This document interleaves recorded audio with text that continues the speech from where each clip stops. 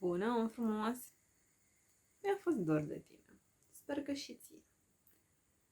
Și cum suntem într-un nou început, într-un an nou, este posibil ca nu toate lucrurile din viața ta să fie așa cum ți le dorești, însă să-ți dorești o mare schimbare. Și pentru unii dintre voi, în momentul de față, să vi se întâmple, să aveți impresia că este cel mai rău lucru care vi se întâmplă. Ei bine, s-ar putea să fie, într-un viitor, cel mai bun lucru care vi s-a întâmplat.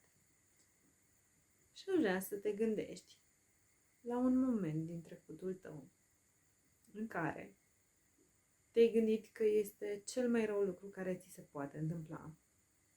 Iar mai apoi, din momentul prezent, să te uiți la acel moment și să spui cât de mult mă bucur că s-a întâmplat acel eveniment în viața mea, pentru că astăzi n-aș fi fost atât de bine cum sunt acum. Și aș vrea să iei energia aceea și să o aduci în momentul prezent sau să te gândești, făcând un exercițiu de imaginație, cum ar fi persoana ta peste 5 ani, uitându-se la evenimentul care ți se întâmplă acum. Și să aduci așa energie în viața ta.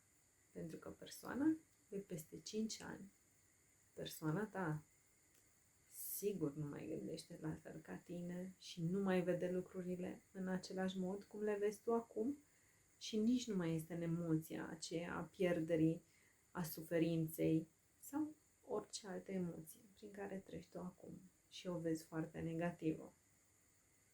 Așa că te invit să-mi lași un comentariu după ce ai făcut acest exercițiu de imaginație și să-mi spui cum este pentru tine.